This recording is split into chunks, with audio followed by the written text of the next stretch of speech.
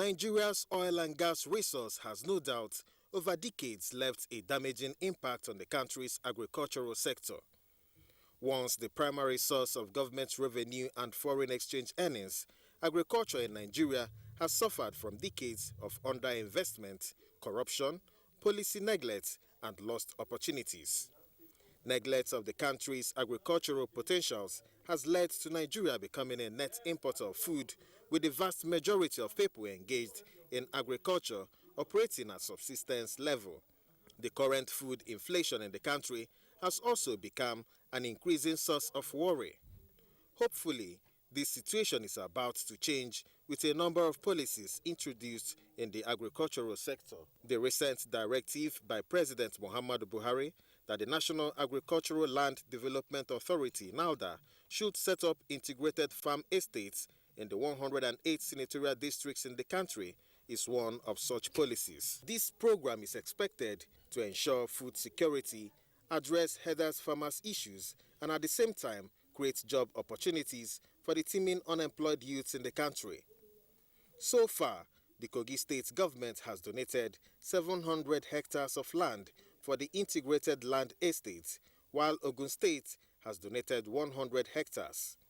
Already, the Daura Integrated Farm Estate in Katsina State, which has the capacity to take in 1,500 young farmers, has been inaugurated, while that of Borno is 75% completed. What do states stand to gain from donating their lands for this project? What opportunities does it present for Nigerian youths? Guests on Good Morning Nigeria shall be speaking to the issues in a moment.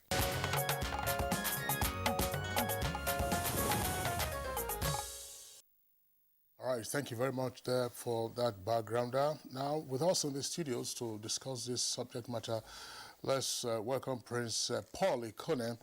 Prince Ikone is the Executive Secretary of the National Agricultural Land Development Authority, NALDA. Pleasure to have you this morning on Good Morning Nigeria. Thank you very much. Also here with us in the studios is Professor Mohammed Kuta Yahaya. He's a professor of agricultural extension and development communication at the University of Ibadan. He's also a former secretary to the government of Niger State. Prof, pleasure to have you this morning. It's a pleasure to join you here. Good morning. Yeah, I'm still here in the studio with us for this morning's program. We have an agronomist, Dr. Kabir Abiso. Dr. Abiso, it's good to have you. Great to meet you. All right. Okay, let's begin with the Executive Secretary of NALDA, Prince Paul Ikone. Prince Paul Ikone, tell us what the whole idea of the integrated farm settlements or integrated farm estates it's all about. Thank you for the opportunity. The integrated farm estate is a brainchild of Mr. President, and in the bid to solve or to achieve food security and to have the young Nigerians attracted into agriculture and the entire value chain of farming. And the idea is to have everybody in one location and to have them properly trained and be able to have them monitored, supervised correctly, and to take the produce from one stage to the other. Like when you harvest your maize, the ability to do proper packaging and proper storage. If it is pepper, we'll be able to harvest, dry, and package for finished product. If it is fish, we'll be able to dry them, package them very well for consumption. If it is chicken, to do the same as well. So to have the entire process achieve towards getting to the table. Again, it's also to develop communities. The land, those lands that have been abandoned and that kidnappers are using as their safe havens, to open them up and have them to be properly useful and to reduce urban migration. Because with integrated farm estate, you are opening up a new village, a new community within the village. So it's a total blessing for the community, and is a very good omen for the entire country. And the sole desire of Mr. President is to see that we achieve food security and use agriculture to reduce unemployment in the country. All right, we've had also that in Daura we have one of these estates that we are talking about. We also learned that two state governments have also donated a plots of land for that purpose. What has been the reaction of some other states in the country? We have 36 states plus the FCT with respect to this agricultural estate in question. Not only these two states. In Ebonyi State, we have cleared 100 hectares of land and ready to take off. In Kwara State, we have also cleared 100 hectares of land, also ready to take off. In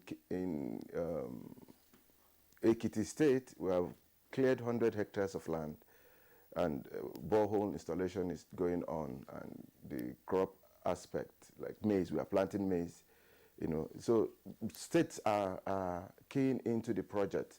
In Imo State, also we have cleared about 70 hectares of land, and we are reactivating an abandoned existing farm estate in Imo State, which have been abandoned for almost 30 years, and that project is 75% to completion.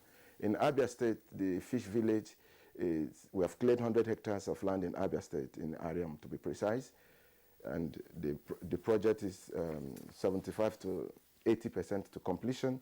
In Yobe State, so the states are keen into the project, and to be very honest, Nigerians should be very grateful to Mr. President for this quick intervention to make sure that he doesn't leave Nigerians hungry. Leave Nigeria the way he inherited Nigeria in 2015.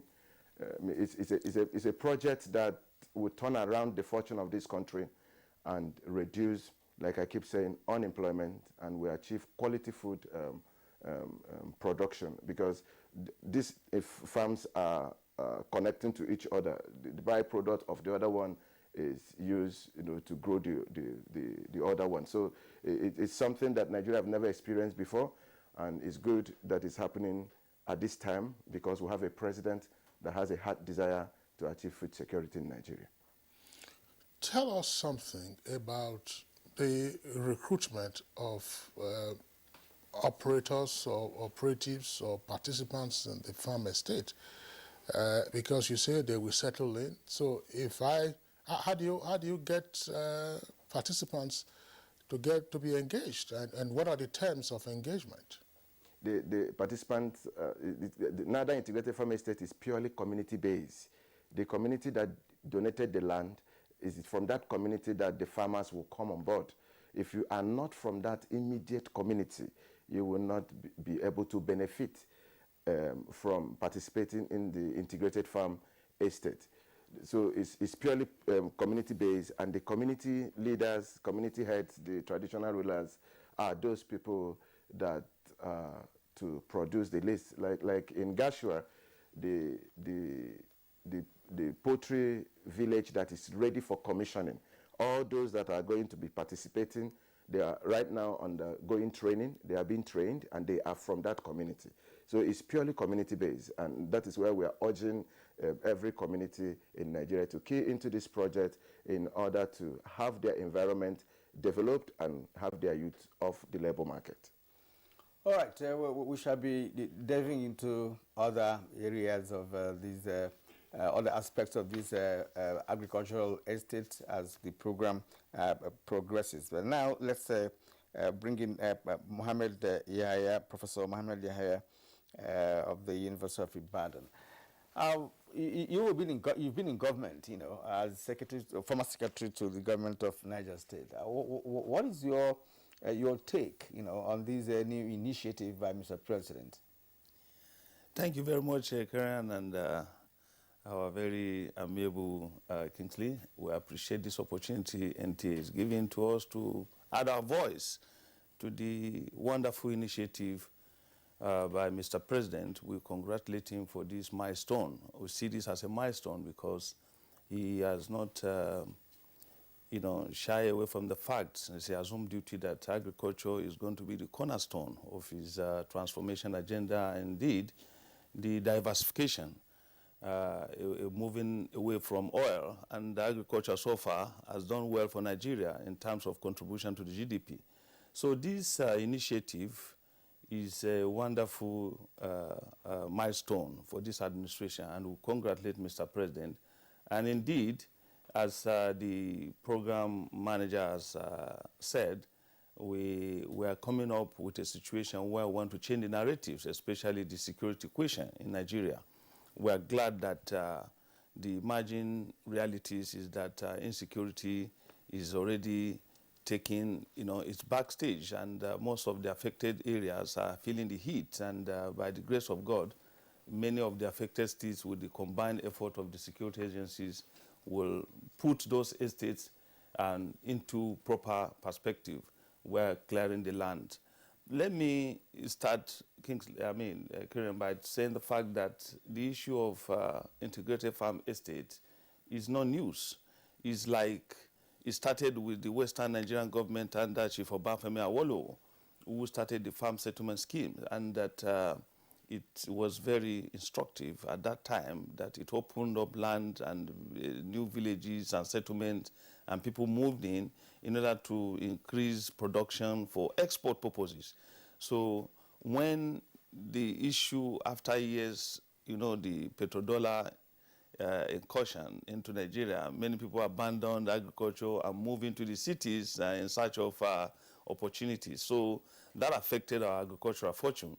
But we must congratulate the succeeding government. Babangida administration established NIDA in 1992 and created a platform called Clearing More Land for access for people to go into agriculture. But a new dimension has been brought into it, the integrated approach, whereby young people who are craving for jobs, who are moving into urban areas in search of jobs that does not exist, are now going to be located in the integrated farm centers. And that the multidimensional aspect, entire agricultural value chain is going to be covered. And that I pray that the Chief Operating Officer will appreciate that there's a new dimension, the extension services that need to be incorporated into this agenda. From our own experience at the state level, you realize that most of the policies, if they are generated top-down, it affects the fortunes or success rate.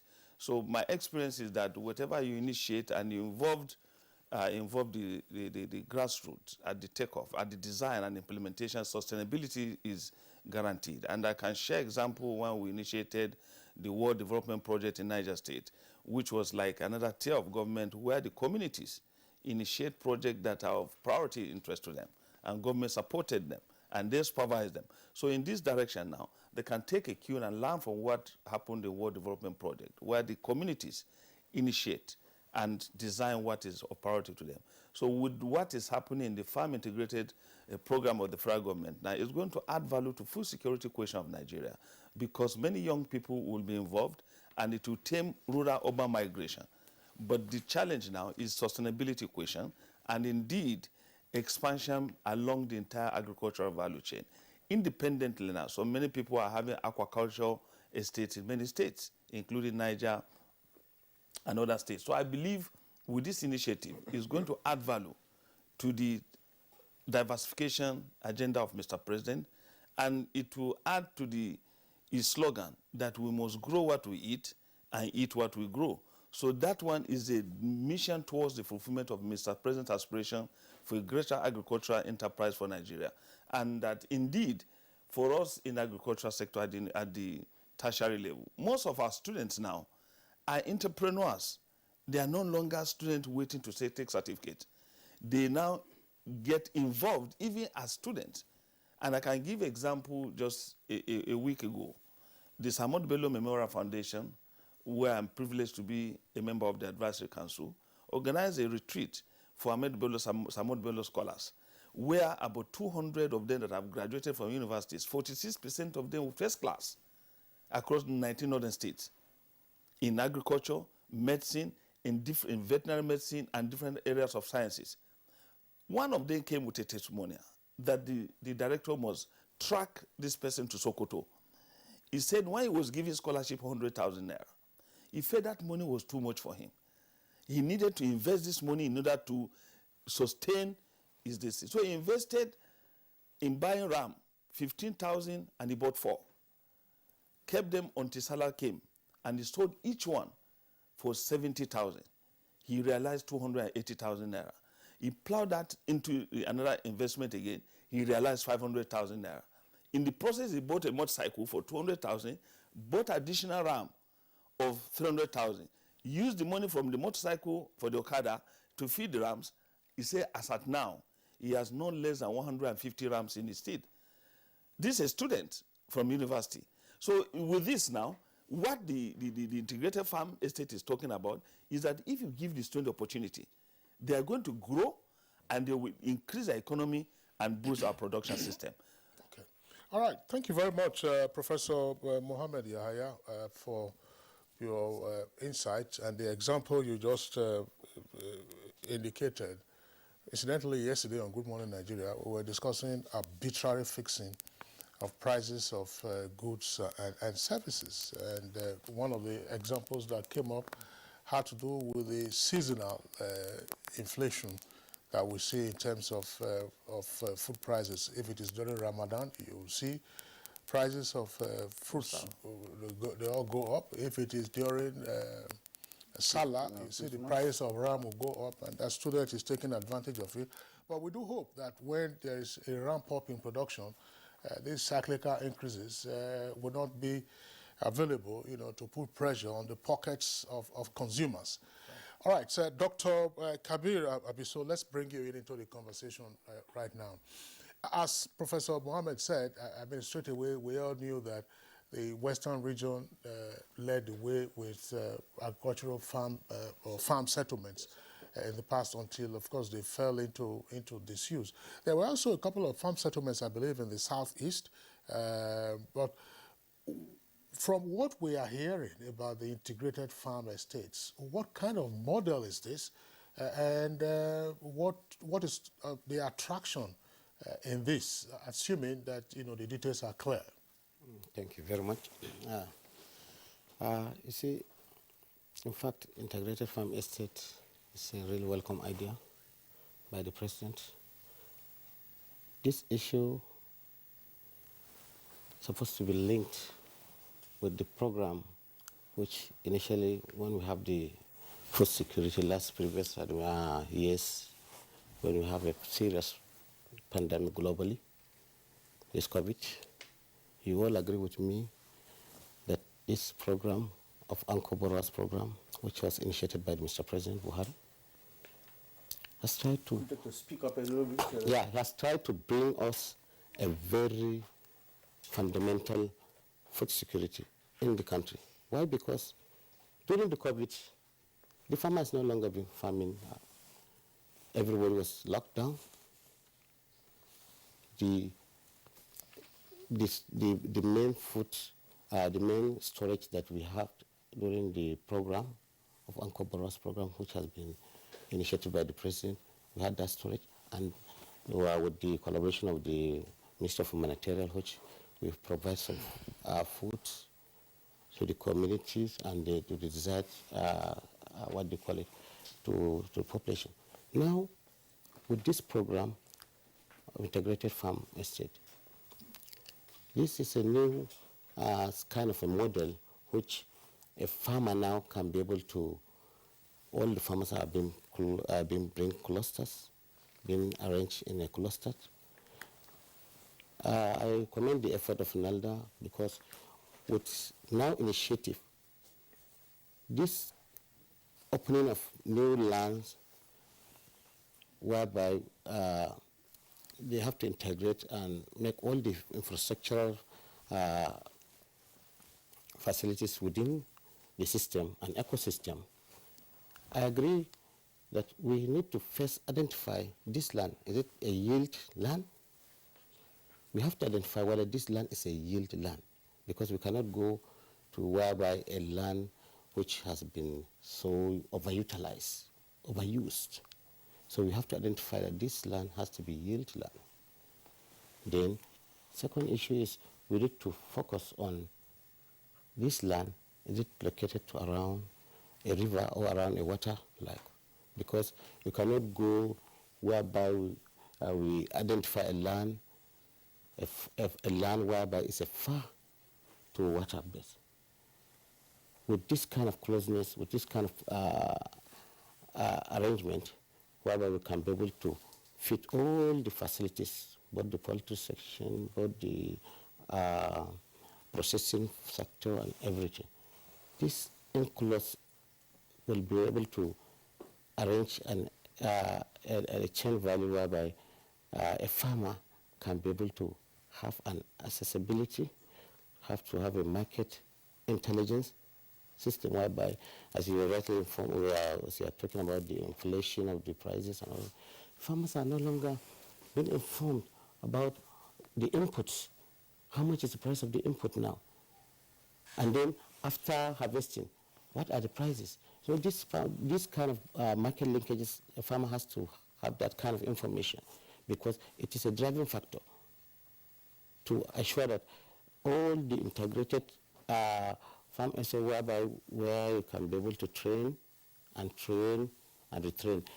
Because every local government has a peculiar nature. Other local government, they don't need fishery. Other local government, but with this integrated, you can arrange and you can achieve all the variables because you can be able to have to plant some trees, agriculture, as you can make it some crops that are not available. We cannot be able to use it in you other. know what, Dr. Abiso, let me interrupt you there so that we get more information in the meantime from the Executive Secretary of NALDA.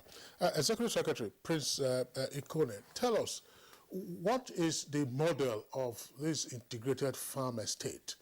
In other words, you've already said that recruitment will be from the immediate community that donates the land. What are the facilities on the farm, and is it residential or non-residential? And then what will be the cropping pattern, or if you're targeting value addition, what should we expect? Many questions, but just take it one after the other. What is the model? What is on the farm at the estate? Is it residential or non-residential? Thank you very much. It depends on the environment or the community. Some will be residential, some will not be residential. The peculiarity of every environment. Like Daura is residential, and after every 1 year, the set will pass out. They would have made their money in order to establish. Because in Daura Integrated Farm Estate, we are working with Jaiz Bank, which is managing the farm. So thereby it makes it easier for the bank to know that a certain person have gotten to a level of funds in his account that will help him start his personal farming activities at home, whereby the bank can go further to support the person, knowing fully whether the person have gotten the experience. He knows how to, if it is animal husbandry, the person knows how to take care of his animals. If it is crop farming, he knows how to manage his irrigation system and the quantity of water to be spent. So when that set passes out, another set comes in another 1 year. And while they are in the farm, they are making their money. They are also undergoing trainings so that they will be able to acquire the knowledge in the area they have interest. And at the same time, they are enriching themselves so that by the time they pass out, they will have money to stand on their feet, to run their personal agribusiness. That is the major focus. But we have different types of crops, again, depending on the environment. Like in Imo State, we have piggery in Imo State. So we'll have the pig farmers, and then we'll have the processors and packages. So those ones now will be going through trainings on how to take care of their animals, and those that will be processing and packaging will also go through the trainings. Like in Daura, we have a training center which will be the same case in all our integrated farm estate. There must be a training center, there must be a recreation center, there must be school, there must be clinic, in order to take immediate taking the immediate need. Like again in Maiduguri as well, we have all this in place, coming up in that place. We are using Daura Farm to be one of the pepper finished producing farm, where from crop level to harvesting to packaging, so that by the time the pepper is going to the market, you'll be buying finished product. The idea of exporting raw materials outside the country is what we're also trying to cut short here, so that our raw materials will be turned to finished product, thereby creating more job opportunities for our teeming youth. So it's a model that takes in everything into consideration. We are training extension service providers. We call them soil doctors. Like in Osun, we have finished training 100 of them, 100 young graduates that have their background in science or agri studies. The 200 trained in Maiduguri have been commissioned. In Jigawa State also, we have trained another set of 100. So these are part of a preparation in order to have the integrated farm estate fully equipped with all the agri assistance that are required, all the support that they will need. We have veterinary doctors also in the integrated farm estate. Some of these vet doctors are professionals, but then the young ones will learn under them in order to perfect and acquire the required knowledge that they need to sustain the farm and assist the farmers. All right, sorry, I'm not cutting you short. You may have to continue, but let me just add this up. You've mentioned the fact that Jaiz Bank, is actually funding that of Daura, and one will also wonder if there are other financial establishments that are interested in funding other estates in different parts of the country, because invariably you are talking about a holistic approach to agriculture, because from what you have explained, everything should be there, from cultivation to processing and to marketing. So that means it's holistic, and that's why, of course, you call it the integrated farm estates. Right. What about funding? Okay. Jaiz Bank is not funding. They are managing. One thing is to establish, another thing is to manage for sustainability. So in like the one in Imo, some other institutions have also indicated interest. Funding is coming from the federal government. It's purely budgeted project, but we now brought them together and then integrate them to be in one location. Instead of scattering our project, we'll put them in one location. So it is purely federal government funded project, but managed by institutions, because we want to make sure that sustainability is assured. And based on that, the farmers will be serious. If you have such project and you're not able to put a managerial system, a good managerial system in place, that is where the issue of sustainability becomes a huge challenge to it. So that was also taken into account, that our technical team on ground with an institution will take care of the management of the integrated farm estate. And some people may also ask this question, of the capacity or capability of a bank to manage a farm. I don't know the connection. What is the connection there? Does Jaiz Bank, have already trained the farmers, especially when they're talking about corporate farming, from what you have explained so far? Excellent. They are not the ones that will run day-to-day activities of the farm, making sure that there is water pumped and all that, but the financial aspect of it, exactly, so that there will not be any recklessness. Before anything goes out from the farm, they would have confirmed the tailor that payment has been made, so that the farmer will get what is due to him at the end of that sales. So that's why we brought in a bank, knowing full well that there are financial institutions that are very good in managing finances and make sure that unnecessary expenses or incurring debt doesn't occur. So not that they are going to run, they are not running the supervisory aspect of the farm, like taking care of the poultry, the crop section, or the fish. No, they're not.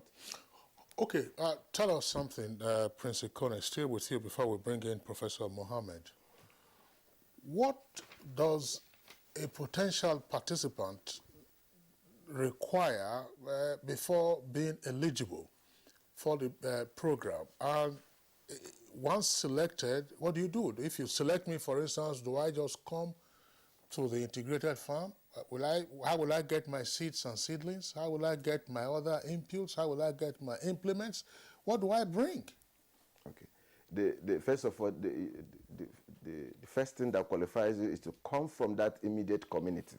That is the first qualification. And when your name has been submitted alongside with others, now that takes it from there. Now, these are people that are being taken off labor market, so we are not expecting them to make any contribution except making themselves available and to show the willingness and the zeal to be into farming. So from there, we'll take them through trainings. Now that provides all, but we recoup all that we invest over a period of time. Again, that is why we brought in bank, because by the time the bank assesses the total investment of the federal government, it makes it easier for them to begin to discount the investment of the federal government, so we can recoup back and use to reinvest in another place. So that every period we'll be able to have funds to get the seedlings or to get the inputs, to re-inject inside the integrated farm estate for sustainability sake. So the farmer, all the farmer needs is to say, yes, I'm willing, and then you are from that immediate environment, and then the person's name is submitted, then the trainings will start, and the person begins to enjoy his business in the integrated farm estate. All right. Kirian, yeah. There's something that I would like Professor Mohammed Yahya to respond to, following from the explanation by the Executive Secretary. Prof, the explanation by Prince Ikone is lucid, but it looks like the integrated farm estates is more a one-year training program than the farm settlement that we knew of in the Western region. Now, is it a shotgun approach that 1 year, you grew, and then you are pushed out? From your experience, shouldn't this be? Prince Ikone is smiling. He's smiling. But I'm just wondering, is 1 year enough, really? Assuming I'm a rookie, if I have no idea whatsoever what agric is all about. So in 1 year, I go through the entire, I cultivate, and then see the processing, and then see the marketing. After that one, you push me out, and then I start struggling on my own period. And not only that, what is the possibility of someone who has been there for 1 year? How can he make it, when he leaves the estate? But perhaps because of the population of Nigeria, you want a set to come and go, another set to come. So many people will have the experience and all of that. Now, how do they now survive when they leave that enclave? It's also part of the issues that may come up. Thank you very much, Prince Ikone. I think I will suggest strongly that after this program, we are going to negotiate with Agricultural Extension Society of Nigeria and the Nigerian Forum for Agricultural Advisory Services for an intervention in terms of collaboration in how to achieve sustainability of this agenda and to interrogate the issues properly. That this program on Good Morning Nigeria is not enough. If we have to look at all the issues, then that means we are going to spend the whole day and it won't be over. So I would suggest, Kingsley, that after this program, we are going to design an agenda for sustainability and to interrogate all the issues so that we don't make the mistakes of the past. The pitfalls of agricultural development programs sponsored by the World Bank. You can imagine how it was so glamorous, how it was so attractive, but immediately after the withdrawal of the World Bank funding, the entire ADP's collapse in Nigeria. It's no longer news. The extension system went comatose. And that you are now designing another program without due consideration for the involvement of extension professionals, without due involvement of all the stakeholders in terms of funding, in terms of agro-allied industrial processing, in terms of off-takers, because you can even produce, and there will be no off-taker. At the end of the day, these young people will be frustrated. So you need to look at all these issues. You can locate markets, you can locate end users before they even go into the process. And the issue of one shotgun approach is very dangerous, because from the experiences we have had with interventions like skill acquisition programs, you train people, you give them clippers, you give them wheelbarrow, you give them all these things. By the time they exit the gate, they sell all of it. And they move on to do other things. So I don't think we need this kind of intervention. On a sustainable basis, we must give these young people opportunity to provide leadership, for them to contribute. Even the community-driven development approach to initiatives like this, you don't say people should not contribute anything. There will be no sense of responsibility. There must be some contribution that will be attached to them either by the community or by the leaders who are sponsoring them. Their guarantors must ensure that they must leave some room so that they have contribution. If they don't have any contribution, they will not be obliged to protect what you are trying to give to them, or try to give to them in terms of knowledge, in terms of equipment, in terms of support system. So I believe, sir, to the way forward, let us bring in extension properly into this agenda. It's an opportunity for you, because all over Nigerian university systems now, there is no faculty of agriculture that does not have a department of agricultural extension. They have produced graduates all across the country at undergraduate, at postgraduate levels, and they'll be willing to even work as freelance in your farm estates to provide the skills, to provide the guidance and life skill that these young people need in terms of living a life even without the farm estate. But now you are talking about community-driven approach. We know the politicization that are likely going to come in. We know that if you know somebody, man-knows-man syndrome can affect it. We need to have a laid-down criteria where people go into that place must meet the minimum standard, so that people will go there with the expectation that they're going to contribute to positively change the narratives. So let us go for something that will be sustainable and learn from previous pitfalls of initiatives like this and what happened and why this one must not fail. Because Mr. President is serious-minded. Mr. President is interested in agriculture. Mr. President is interested in the extension system. And if you want to interrogate all the issues, extension must become the nerve center of your initiatives because of the training in terms of human and rural sociological approaches that we have used to train our students to become professionals in handling matters of this nature. Well, thank you very much, Professor Mohamed Yahaya. Again, Dr. Abiso, why we are on this issue? Because everything revolves now around sustainability of the program, and there are a number of points that have come up. It looks like, it's the farm estates will be a training ground, just 1 year. Yes. And as I said, if you bring in a total novice about agriculture, but who is interested in getting that, you could then have a challenge on your hands. I mean, simple example to give. Empower program, for instance, by the administration, is a 2-year program. Not 1 year. You have persons who are interested, and before they exit the program, they would have gained sufficient knowledge, sufficient experience. But for agriculture, I don't know what the cycle of cropping is now. I know that there are so-called varieties that can yield within some months, and so on and so forth. But I imagine that for the knowledge to percolate and settle, and then for you to really grasp what you are supposed to do and then be useful to yourself outside, there is need to tweak some of these things. What are your thoughts on some of these aspects, especially the issues raised by Professor Yahaya? Well, thank you, Professor.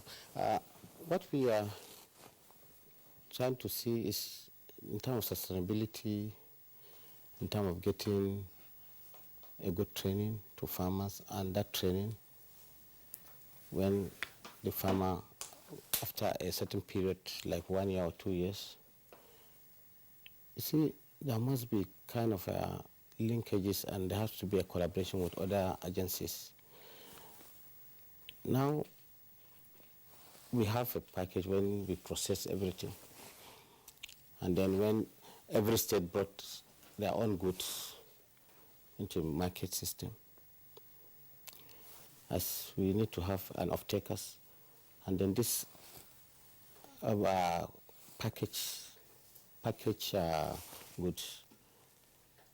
These are things that we need to think of, how these goods and how the farmer, when a certain period, when he has already gained the knowledge, and because this gaining of knowledge, when having a training, and when this farmer got a yield seed that has tried to improve his income, then I believe he can be able to leave the integrated farm and then establish his own farm, because he has already acquired a knowledge, one. Two, he has already get a new variety seed which can yield him from, assuming 2 tons, and he has already identified that there is a yield, there is a seed that he can be able to get 5 tons to 6 tons. So with this, it has already increased his annual income. I mean, he has already generated more income. But sustainability on, after getting this kind of product, is for him to see if this market-driven system has been favorable to him. One, because the system which we can be able to get all the product, and then the trainer and the farmer who has been trained must have this kind of, what do you call it, a secured environment whereby he can be able to establish his own system of farming. Because if he cannot be able to, when he leaves the integrated farm now, and then next 2 years, where can he farm? That is place. It's clear that he has a good variety, seed variety, that can be able to, or if he's doing fishery or what do you call it, if he has that kind of funds that can be able to sustain him for more years, for him to survive and improve his income and then his livelihood. These are things which we have to focus.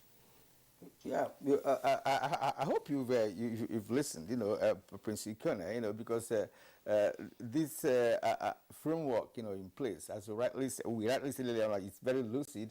It just appears to be a kind of an incubation center, where you incubate these farmers, and after a while they will leave and establish on their own. But then the intricacies of the entire thing is what we have been trying to interrogate, as Professor Yahaya did mention. He raised a very, very pertinent issue with respect to sustainability. I'm sure your mind has been going there. Add this to it. Now, if a farmer, who wants to do, maize, for instance, Kingsley talked about cropping cycle, right? And within some months, if you have a good variety, you could harvest. That is all right.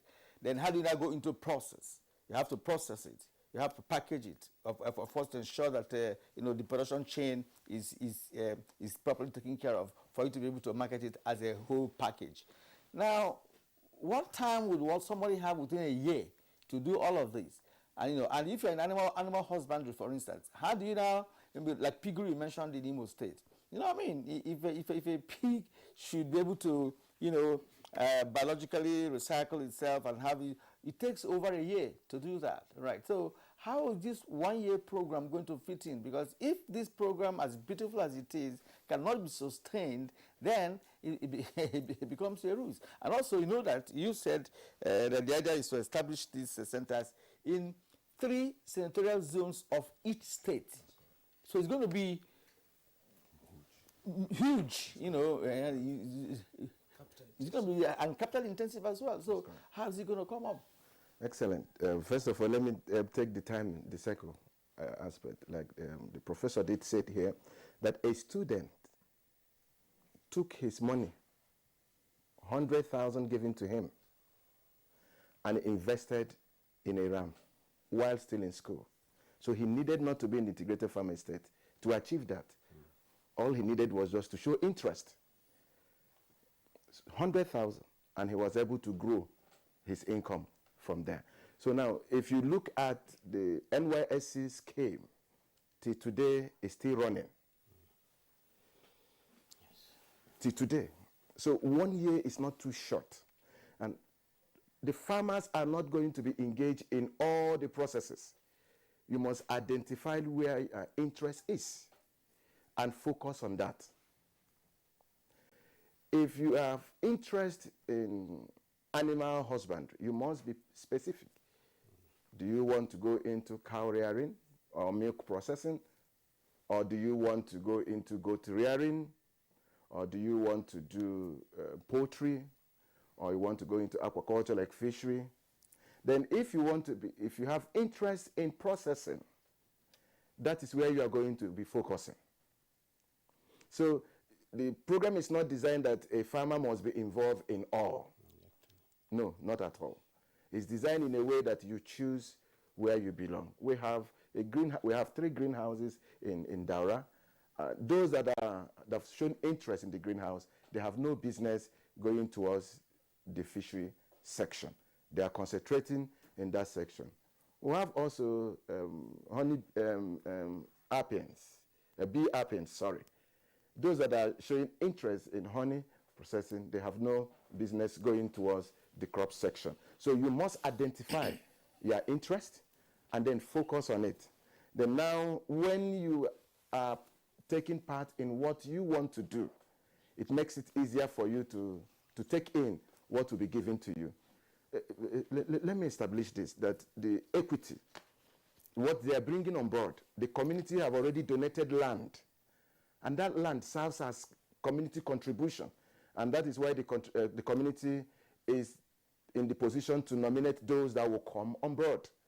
If you just take in one set of people and allow them to remain there permanently, you are not giving room for others also to come on board and acquire knowledge, raise capital, and move forward or further to establish their own personal businesses. There are a lot of young Nigerians, graduates, that have gone into agricultural businesses on their own without support.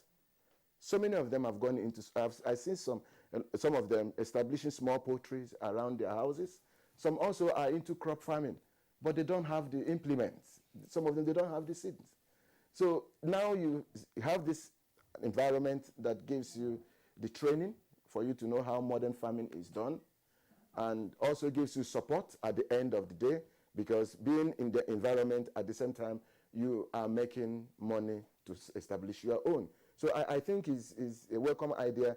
But if you not say, we look at the time, should we add additional 6 months to make it 18 months for them to stay in the farm? Sometimes, again, it makes it difficult that if you are not able to understand that you must do soil tests and understand what the soil requires before you can plant, and you should know when to plant and when to harvest and when to weed within 1 year. That means in 2 years you won't be able to, because there are a lot of people in the villages that may following their parents to farm, shown interest, and they are practicing it in a local way. So we looked at a lot of issues critically before we arrived at it, with professionals on board. The extension service is key, and we are not playing at all about it. That's why we have drawn people from that environment. And like the Prof said, we are going to also partner with them. We wrote to Institute of Soil Science of Nigeria at the beginning of this program. When we are designing the program, we wrote to them for them to engage in training these young Nigerians. And we are open, because it's government. The synergy is key. The contributions of ideas and commitment is also very important to achieving all these programs. Most especially is for our own good in the country. It's for the good and benefit of the country. Now, asking about market, where would they get market if we produce a lot? let us first of all produce enough and eat very well first. Then you will see that the market will come. In some countries, because they have enough, they're able to feed their animals, they are able to feed the fish with food. So our major challenge here, like Kylian rightly pointed out, the increase in food prices. That is what we want to first of all achieve. Knock down the cost of food prices in Nigeria, and see that every family can afford to feed on a quality food. So it's not going to be always. The population of Nigeria is growing every day, and as we produce, we consume, and we have neighboring countries around us. I pray that we'll have excesses, and when that time comes, all of us will be happy. Prince, in terms of technology, what role does biotech, play in this? Is it going to play any role in terms of production method, to be able to have a high yield from some of the, maybe crops or even their animals? Yeah, definitely we are partnering with a lot of institutions, but there's something we must not lose focus. We want to also use the integrated farm estate to retain some of our original seeds and stocks. A lot of technology is going on, a lot of crossbreeding, a lot of formulations, a lot of science are being put to what we're doing. But, we keep buying and keep consuming. We cannot reproduce.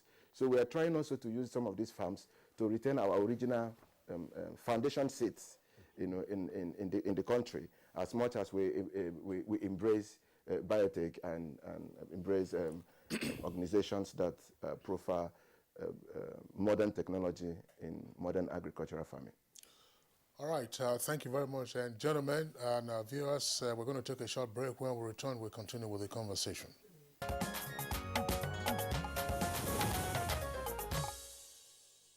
All right, you're watching Good Morning Nigeria live on the network service of the Nigerian Television Authority. We still have all our three guests. Professor Mohammed Yahya, let's again try to drill into some of the disclosures by the Executive Secretary of NALDA.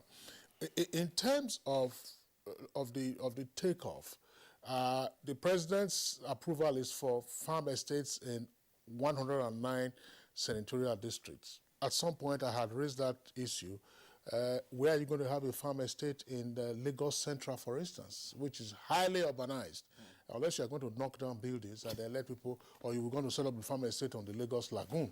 But, much more seriously, one of the challenges that we have often faced with public policy has to do with implementation.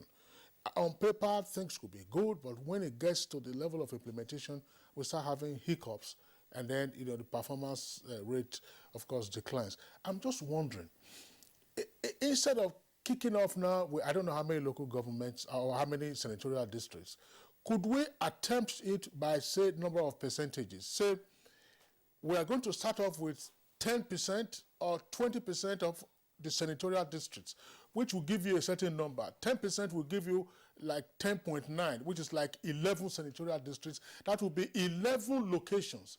So you experiment with that for a couple of years, and then you get back to the drawing board, you learn your lessons, you move on to the next stage, and so on and so forth. And then back again to this whole issue of the duration for the training. It seems so linear to say, oh, you cultivate, you harvest, you process, and then you market.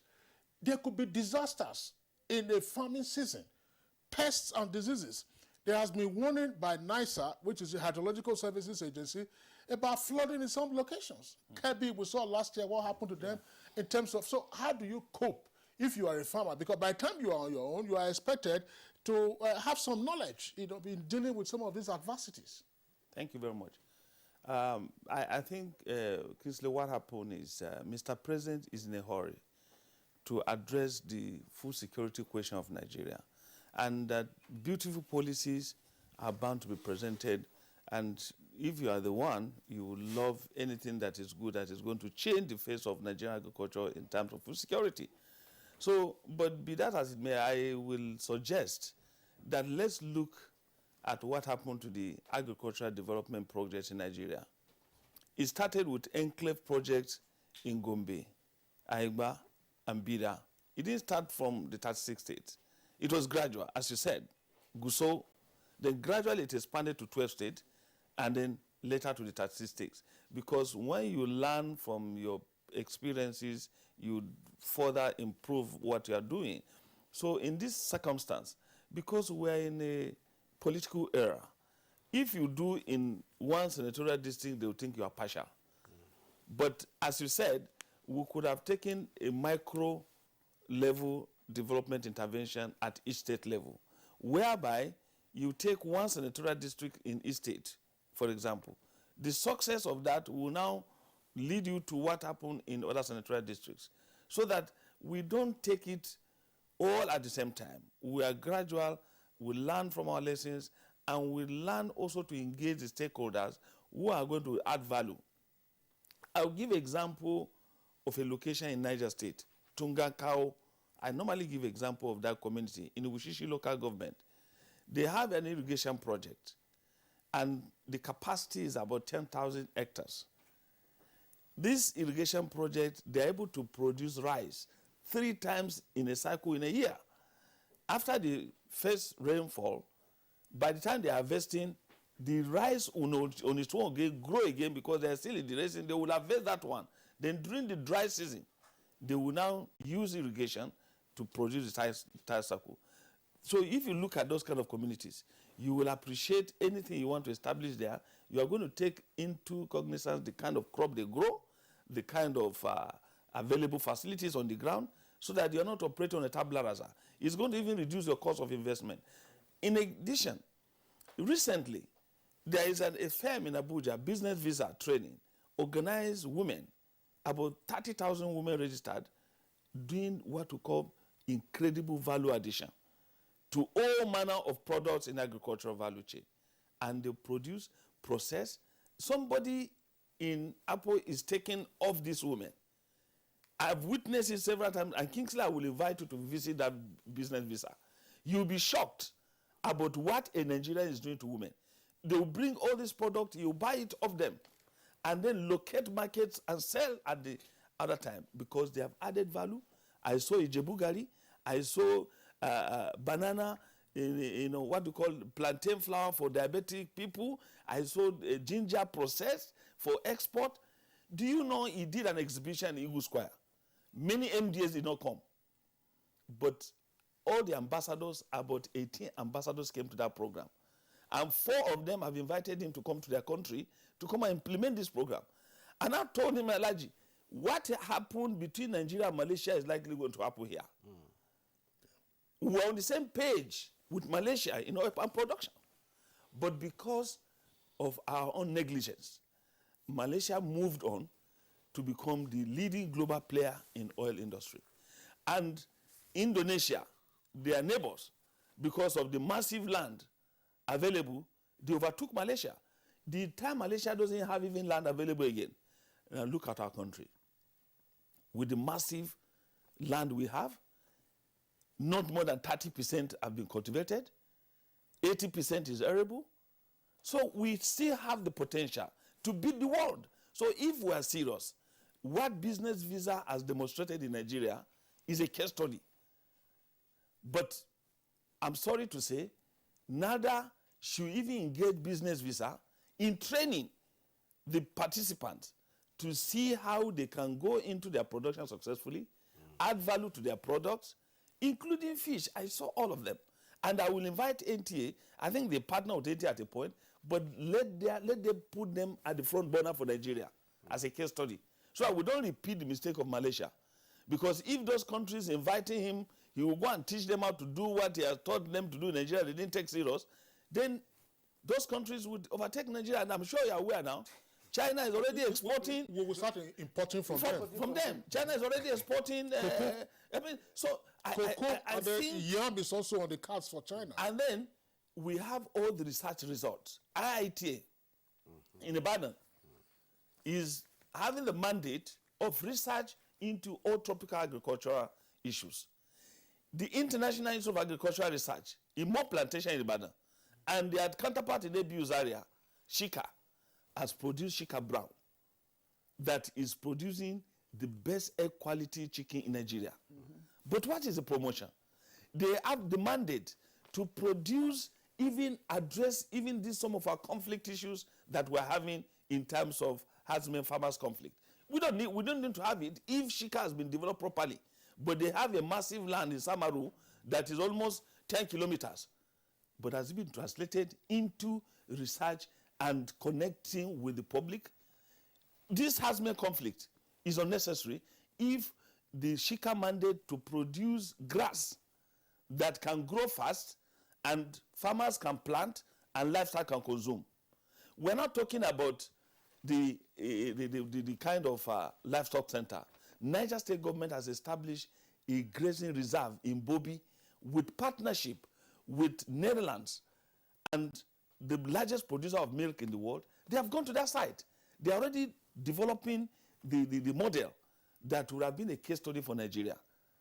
But for these insecurity issues, that place would have been the newest model that farmers, livestock rearers and producers, milk processors will now change the fortune of agro-allied industry and intervention. So I would suggest strongly to Mr. Ikone, Prince Ikone, that this is a chance for him to help Nigeria, help Mr. President, implement this policy without fear or favor or contradiction. Because as you said, we develop beautiful blueprints, we develop beautiful policies, but when it comes to implementation, either politicization takes place or wrong people are employed to drive those processes and they don't know what to do. And I can tell you confidently, it's not all about money. Knowledge is what drives the economy of many countries now. Ideas is what drive the processes in many places. So we must of necessity get the right people to drive some of these processes at the entire space of Nigeria. There are eminently qualified people that can drive these processes. And I believe if what I've seen in business visa is anything to go by, Nigeria can make it. Yes. Nigeria can achieve the total transformation in terms of diversification, in terms of value addition, and in terms of policies that will be practical and impactful in Nigeria. Right. In fact, I was so touched, when you mentioned the issue of Malaysia, because in Indonesia, I personally saw the conversion of red oil into industrial byproducts. Not just the products, for automobile automobile use. Exactly. And they invited Toyota to come and look at it, what I've done, from red oil. And it's a simple process, as the way they explain that. But that tells you the level they have gone to with red oil, showing full well that, of course, they have overtaken Malaysia in that respect. But, let me give you an example. NIFO in Benin and their counterpart in Malaysia in 1956, they started having conferences and exchange of ideas. So I met some of them, the Malaysians, in an international conference, and I challenged and said, "You stole an idea from Nigeria." They said, "No, Professor, what happens is that in Malaysia, if the government budget 10,000 hectares of expansion annually, they will end up, their institution that is responsible will end up with 100,000 hectares. Meanwhile, in Nigeria, the entire land space go to all the oil palm producing belt. We have not achieved 10,000 hectares. Yeah. So therefore, the entire land mass of Malaysia was taken over by oil palm.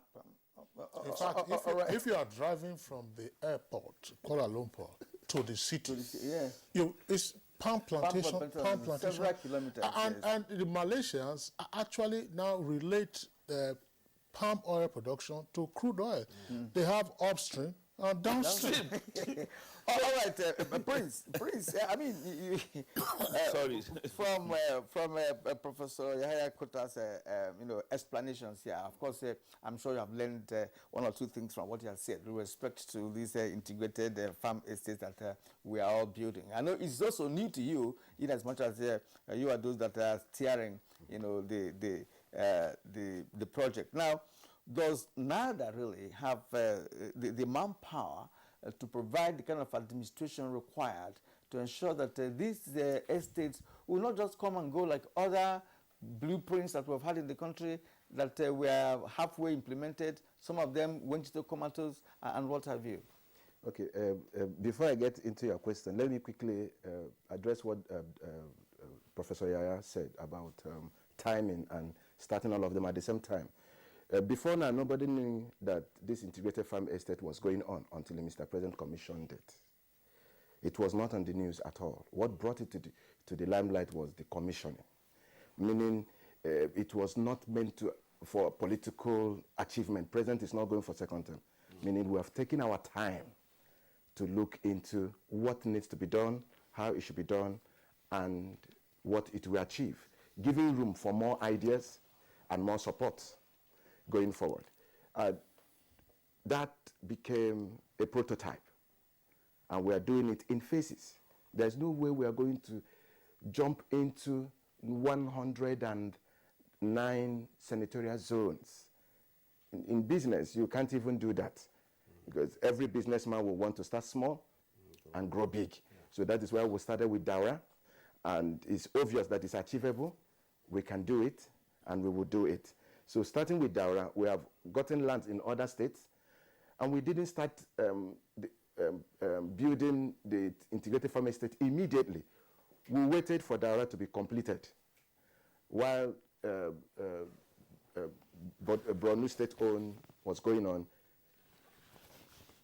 Ekiti State was completely cleared. So instead of allowing the land to be lying fallow, we went into crop production. So there we planted maize. So by the time we would have finished Medugri, the one in Borno State, that of Ekiti will come on board.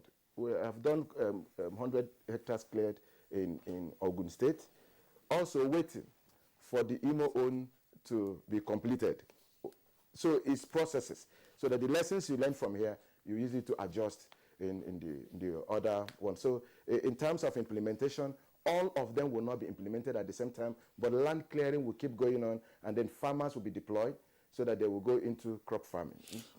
Okay, Prince Ikone, we are pressed for time now, but how does the idea of the integrated farm estates mesh with pre-existing programs? Because some state governments are also implementing the agricultural policies. And experts argue that the real way to ensure our food security is to drive up production, reproduction. And of course, that will require tractorization and so on and so forth. How does the farm estate idea fit into these pre-existing? There are some state governments that are having their own agricultural programs. Are they part of this, or are they just watching you? You do your own, we do our own. Okay, excellent. You can't enter into any state to start doing anything without the knowledge of the state government. In the first place, the land is donated through the state government. So the communities, they don't donate to us and we go in. The lands are donated through the state government, and the state government are in the picture of the land and of the program. Now, the integrated farm estate is not the only activities that NADA is doing to support farmers in every state. But we are looking at something that will take in new farmers, encourage young ones to go into farming. Yes. That is where the integrated farm estate became much important, and something that must be embarked on. Don't forget that agriculture wasn't on the front burner in this country because the president came on board, and now everybody's talking agriculture, and the private farmer that you talked about is a Nigerian, and is as a result of the encouragement of Mr. President. So, Prince, we're running out of time, really. You know, in terms of agriculture being on the front burner, you recall that even in our school days we had the Operation Feed the Nation, you know, and all of that, you know, in the early 80s, mid 80s, early 90s, we had all manner of agricultural programs, but they were never properly implemented. That is why we are concerned about how this integrated farm estates can be sustained. We wish it to be sustained because we're all Nigerians. If that happens, of course, we'll have the kind of food production we're talking about. That's just the issue. Well, running out of time, Dr. Kabir Abiso, your final thoughts on this matter. Okay. Thank you. I think I have had really wonderful discussions we have seen. What I would suggest to the government and then the farmers is not an easy, this one is not an easy task, because one, has identified how far about the risk factors. How can we cope about the risk factor? That is one. Two, in terms of implementation, you need to see the sustainability, as you rightly say, is the adaptation. How is farmer willing to adopt to make sure that this program is useful for him? Because one, educating a farmer is very important, and the community. Because involving the community, and also the third issue is private participation. I will urge the NALDA to partner with some private, especially the research institutes, as Professor was saying about the IITA. These are well-organized research institutes, which if the NALDA and then the government can be able to, although they are collaborating up to now, they have their own research centers in every, some of the regions, but this kind of effort has to be achieved through PPP, private partner participation, which is very important. Okay. Dr. Kabir Abiso, an agronomist, we appreciate your being part of our conversation this morning. Our deep thanks also to Professor Mohammed Kuta Yahaya, a professor of agriculture at the University of Ibadan and former secretary to the government of Niger State. Prof, thanks a lot for your insights.